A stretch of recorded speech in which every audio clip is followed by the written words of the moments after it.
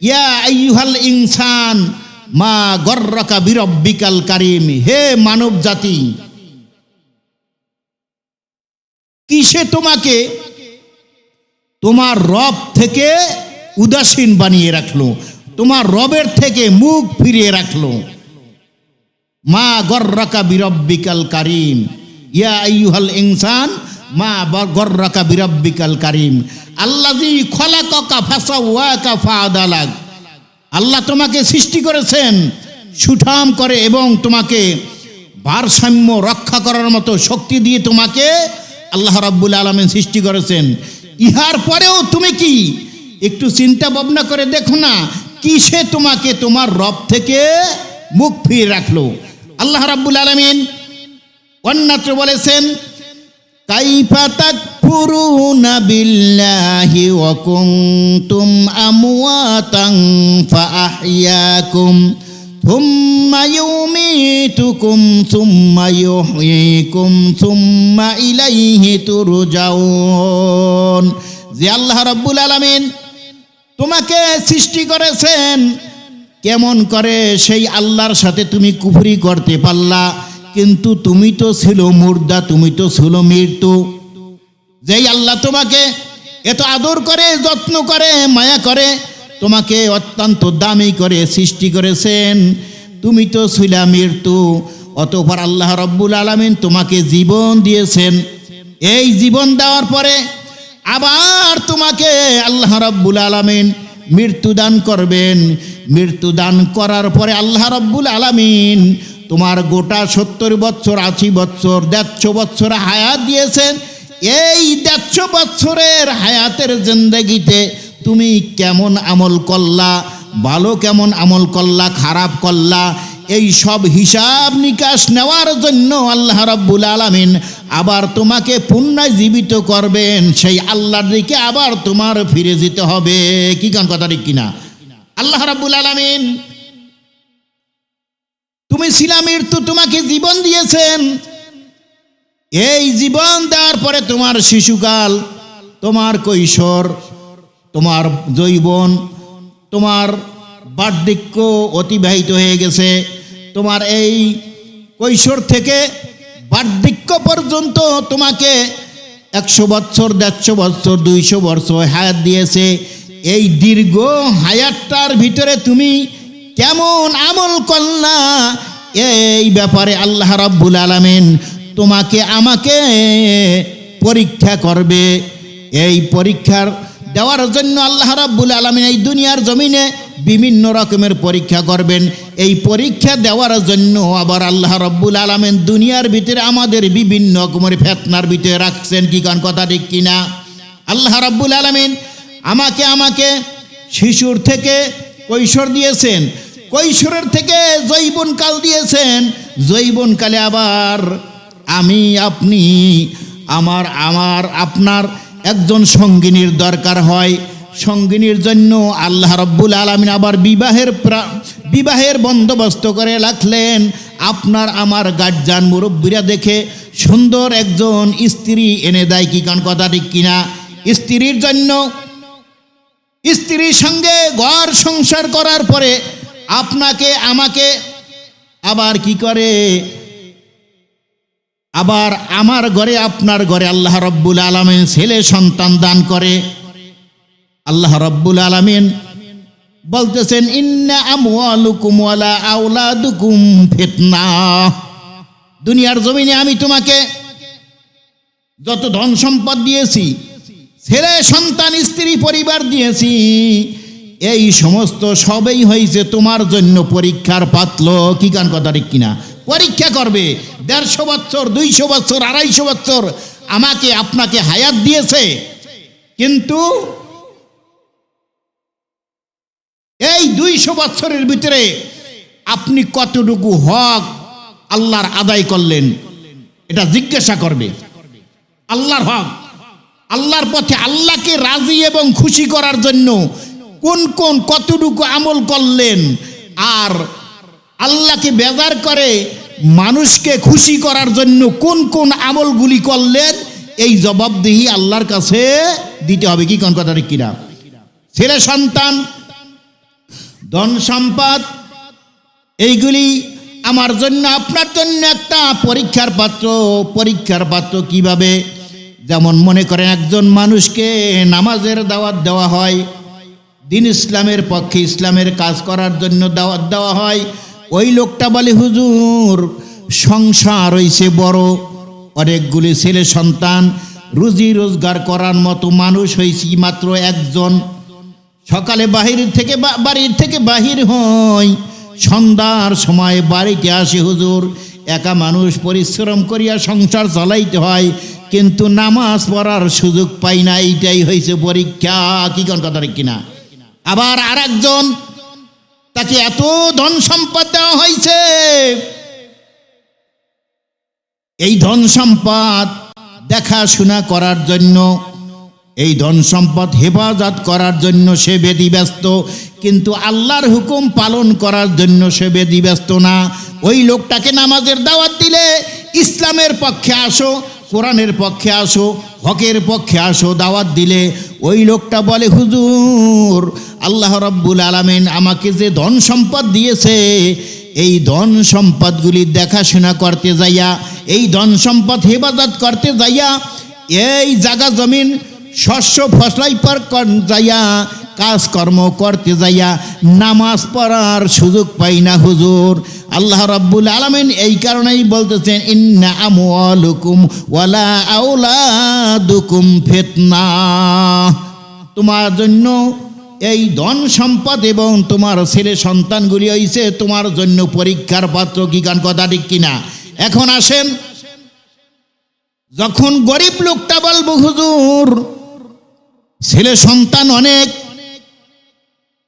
সারাদিন পরিশ্রম করতে হয়, ছেলেমেয়ের ক্যাসমা, ছেলেমেয়ের ঝামেলার কারণে নামাজ পড়ার মতো সময় পাই না। তখন আল্লাহ রাব্বুল আলামিন হযরতে আইয়ুব আলাইহিস সালাতু ওয়াস সালামকে ডাক দেবেন। আইয়ুব আলাইহিস সালাতু ওয়াস সালাম শোনে সন্তান দিয়েছেন এবং ধন সম্পদ দিয়েছেন, এবং বলবেন এই লোকটা আমার নবী ছিল, কিন্তু তার ছেলে সন্তান অনেক ছিল, এবং তাকে যে সম্পদ দিয়েছি, ধন সম্পদ দিয়েছি, এই লোকটা জীবনে এক ওয়াক্ত নামাজ কাজা করে নাই। সুতরাং তুমি ছেলে সন্তানের জন্য, ধন সম্পদের জন্য নামাজ কাজা করেছে, এইটা মিথ্যা কথা। তখন আল্লাহ রাব্বুল আলামিন ওই লোকটাকে, ফেরেশতাকে অর্ডার করবে, ফেরেশতা এই লোকটা মিথ্যা কথা বলেছে, ডাইরেক্ট এই লোকটাকে জাহান্নামে পাঠিয়ে দাও। কি কার কথা ঠিক কিনা? পরীক্ষার পাত্র, পরীক্ষা হয়ে গেছে দুনিয়াতে। আবার আর একজন লোককে ডাক দেওয়া হবে। ওই লোকটা ছিল দেশের একজন রাষ্ট্রনায়ক, এবং তার অনেক ধন সম্পদ থাকবে, এবং তার অনেক চাকর নৌকর অনেক কিছুই থাকবে। তাকে প্রশ্ন করা হবে, নামাজ পড়ো নাই কেন? ওই লোকটা জবাব দেবে, আল্লাহ আমাকে অনেক সম্পদ দিয়েছেন, এবং এই রাষ্ট্রীয় ব্যাপার নিয়ে চিন্তা ভাবনার ভিতরে ছিলাম, এই রাষ্ট্রীয় কাজকর্ম আঞ্জাম দিতে যাইয়া নামাজ পড়ার মতন কোনো সুযোগ পাই নাই। এইভাবে যখন প্রশ্ন করবে, তখন আল্লাহ রাব্বুল আলামিন হযরতে সুলাইমান আলাইহিস সালাতু ওয়াস সালামকে ডাক দিবেন। কি গান? সুলাইমান সালাম কি রাষ্ট্রনায়ক ছিল কিনা? কি গান? সারা পৃথিবীর রাষ্ট্রনায়ক ছিল কে? হযরতে সুলাইমান আলাইহিস সালাতু ওয়াস সালাম। তার অসংখ্য স্ত্রী পরিবার ছিল। বলবো দেখো, এই লোকটার ৯৯ জন স্ত্রী ছিল, দাস দাসী সহ অনেক অগণিত ছিল। সারা পৃথিবীটা এই লোকটা পরিচালনা করত। এই লোকটা রাষ্ট্র পরিচালনা করতে যাইয়া জীবনে কোনোদিন এক ওয়াক্ত নামাজ কাজা করে নাই, ইসলাম থেকে চুল পরিমাণ বিচ্যুতি ঘটায় নাই। তখন আল্লাহ রাব্বুল আলামিন ফেরেশতাকে বলবে, হে ফেরেশতা, এই লোকটা যে কথা বলেছে সম্পূর্ণ মিথ্যা কথা বলেছে। রাজনৈতিকের কারণের জন্য, রাষ্ট্র পরিচালনার কারণের জন্য, ছেলে সন্তানের জন্য যদি নামাজ তরক করা, ইসলামের পথে চলা বাধা হয়ে যায়, আমার সুলাইমান জীবনে এক ওয়াক্ত নামাজ কাজা করে নাই। সুতরাং এই লোকটা মিথ্যা কথা বলেছে, এই লোকটাকে সোজা জাহান্নামের ভিতরে পাঠিয়ে দাও। কি কান কথা ঠিক কিনা? আমরা রাজনৈতিক কর্মকাণ্ড করতে যাইয়া কত নামাজ তরক করি না, কি কন কাজা করি না। আবার আমার দেশের এমন রাষ্ট্রনায়ক রাজনৈতিকরা আহে নামাজই পড়ে না। আবার নির্বাচন আইলে এমন অনেক সময় একজনে একদিনে 2-3 বার আসরের নামাজও পড়িয়ে ফেলাই। আর আগে তো নামাজ পড়তো না। তাহলে এদেরকে আল্লাহ রাব্বুল আলামিন কিয়ামতের ময়দানে জবাবদিহি করতে হবে আল্লাহর দরবারে, যে আমার বড় বড় বান্দাগণ, আমার নবীরা দুনিয়া পুরা সারা দুনিয়া অর্ধ পৃথিবী চালাইছে, জীবনে তারা এক ওয়াক্ত নামাজ, আর তুমি সাধারণ ছোট্ট মানচিত্রের ভিতরে খুঁজে পাওয়া কষ্ট, এইরকম সাধারণ একটু জায়গা এইটা নেতৃত্ব দিতে যাইয়া কি করো, নামাজের খবর থাকে না, ইসলামের খবর থাকে না। কি কন? তা কিয়ামতের ময়দানে আল্লাহ রাব্বুল আলামিন তাদেরকে এই পরীক্ষাটা নেবে। আল্লাহ রাব্বুল আলামিন কোরআনে কারীমের ভিতরে বলতেছেন, ইন্না খলাকনাল ইনসানা মিন নুতফাতিন আমশাজ নাবতালিহি ফাজআলনাহু সামিয়াম বাসীরা। আল্লাহ রাব্বুল আলামিন বলেন, ইন্না খলাকনাল ইনসান, আমি সৃষ্টি করেছি মানুষকে নুতফাতিন আমশাজ, মিশ্র শুক্রবিন্দু থেকে। তোমার মা এবং বাবা এই দুইজনের মহাব্বতের মাধ্যমে তোমাকে আমি একটু পানি থেকে আমি তোমাকে সৃষ্টি করেছি। নাবতালিহি, আমি তোমাকে পরীক্ষা করব। ফাজআলনাহু সামিআম বাসীরা, আমি তোমাকে সৃষ্টি করার পরে আমি তোমাকে পরীক্ষা করেছি। নাবতালিহি ফাজআলনাহু সামিআম বাসীরা, সৃষ্টি করার পরে তোমার মায়ের মাধ্যমে আমি এমনভাবে আমার কুদরতি নিয়ামত তোমাকে দিয়েছি। তোমার মায়ের বুকের ভিতরে আমি এমন দুধ দিয়েছি, তুমি শিশু অবস্থায় তোমার মা যদি তোমাকে অত্যন্ত আদর করে মহব্বত করে, তখন যদি মুরগির রোস্ট, খাসির গোস্ত, কলিজা, গরুর কলিজা যদি ভুনা করে তোমাকে দেওয়া হইতো, তুমি তখন খাইতে পারতা না। কি কান পারতো কিনা? মা বাবা তো আদর করে। আল্লাহ কত বড় হিকমতওয়ালা, আল্লাহ রাব্বুল আলামিন কত রহম করনেওয়ালা আমাদের উপরে। আল্লাহ রাব্বুল আলামিন দুনিয়ায় পাঠাইছেন, দুনিয়ায় পাঠানোর পরে আমার জন্য আপনার জন্য মা বাবার চিন্তা করতে হয় নাই। চিন্তা করেছে কে? আমার জন্য আপনার জন্য দুনিয়ায় পাঠাইয়া চিন্তা করেছে কে? আল্লাহ। কি কান? চিন্তা করেছে কে? আল্লাহ।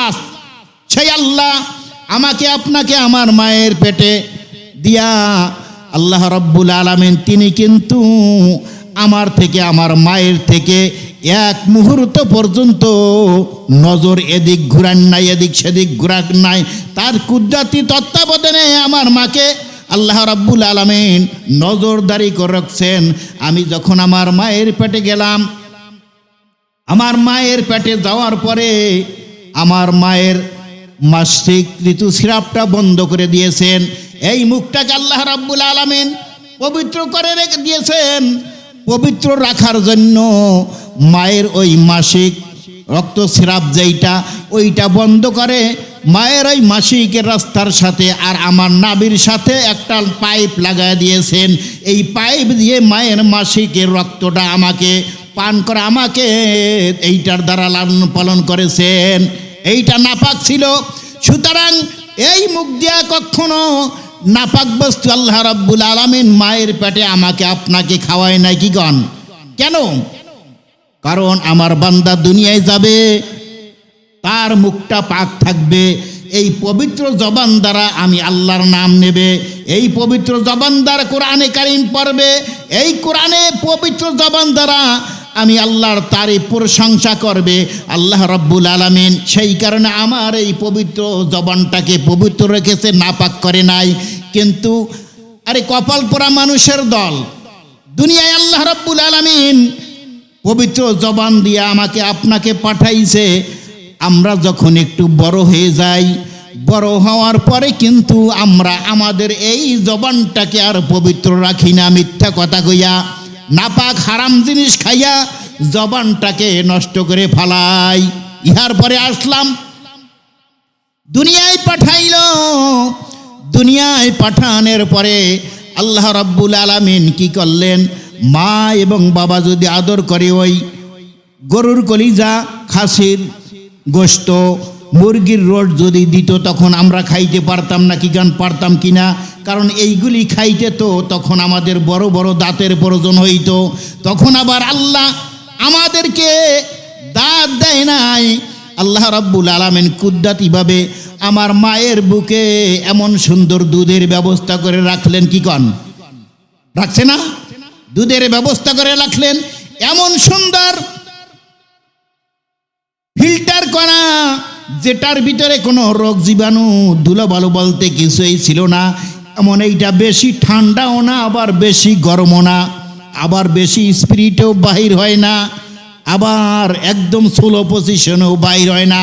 বাচ্চা যতটুক টান দিয়ে নিতে পারে ততটুকুই বাহির হয়। চিন্তা করেন, এই ব্যবস্থাটা যিনি করেছেন তিনি কে? তিনি হলেন আমার আপনার আল্লাহ। সেই আল্লাহ এমন সুন্দর ব্যবস্থা করে রাখলেন আল্লাহ রাব্বুল আলামিন। তারপরে এই দুধের ব্যবস্থা করে রাখলেন। ছোট্ট বয়সে দুধ বড় দাঁত দেয় নাই কেন? যদি তখন আল্লাহ রাব্বুল আলামিন ওই বড় বড় দাঁত দিত, তখন এই দাঁত যদি মুখে থাকতো, তখন যখন মায়ের দুধ টান দিতাম, দুধ খাওয়ার জন্য চেষ্টা করতাম, তখন এই দাঁতের আঘাতে মা দুখুনি কষ্ট পাইতো। কি গান কথা ঠিক কিনা?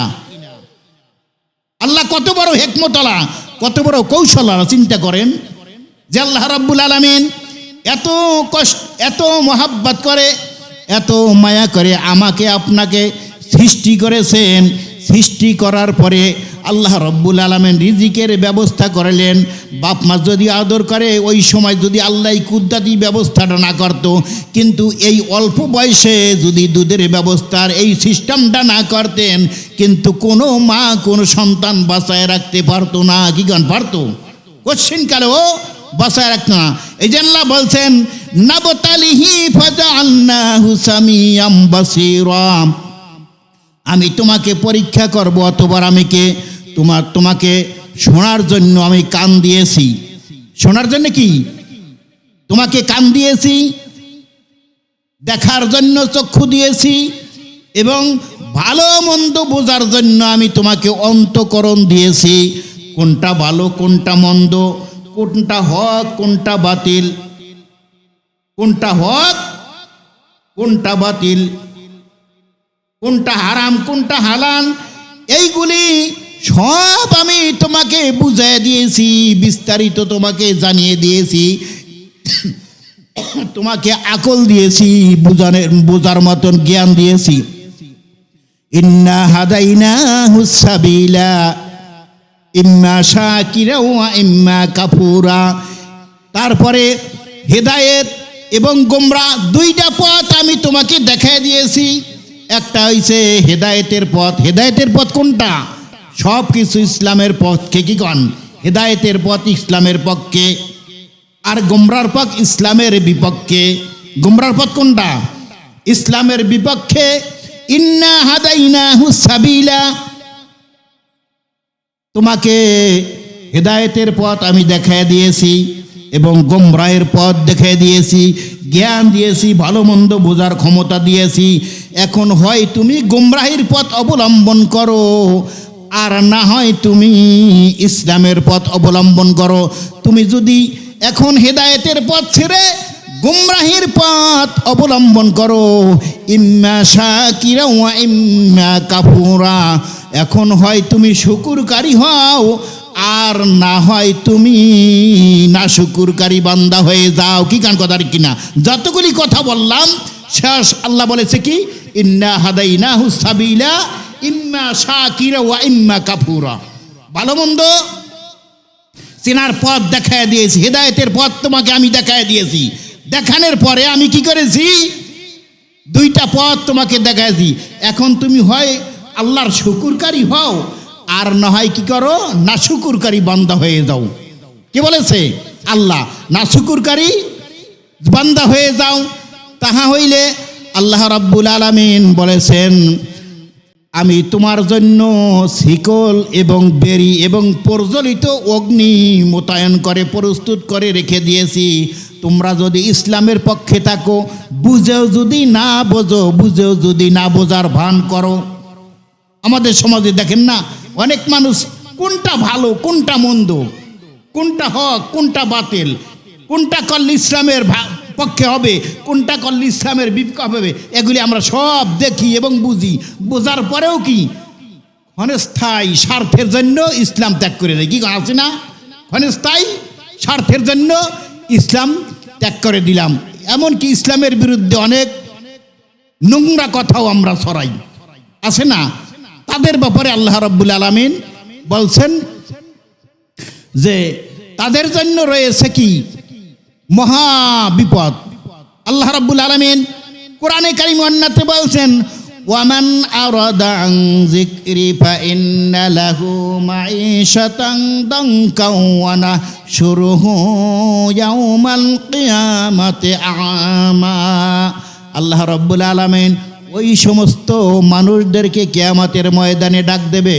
ওয়ামান আরাদা আন যিকরি ফাইন্না লাহু মাঈশাতান দানকা, তাদেরকে ডাক দেওয়া হবে।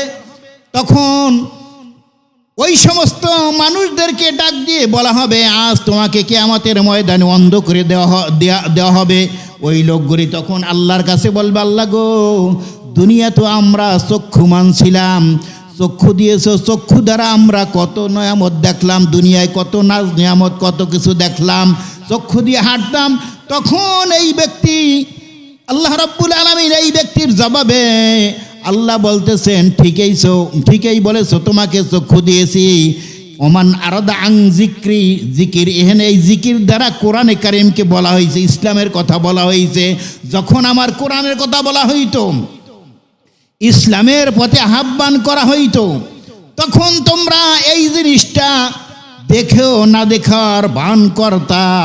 তুমি যখন ইসলামের ভালো জিনিস বুঝেও না বোঝার ভান করেছো, দেখেও না দেখার ভান করে রয়েছো, যেইভাবে সেইভাবে আজ আমি তোমার চক্ষু বন্ধ করে দিলাম। কি কান কথা ঠিক কিনা?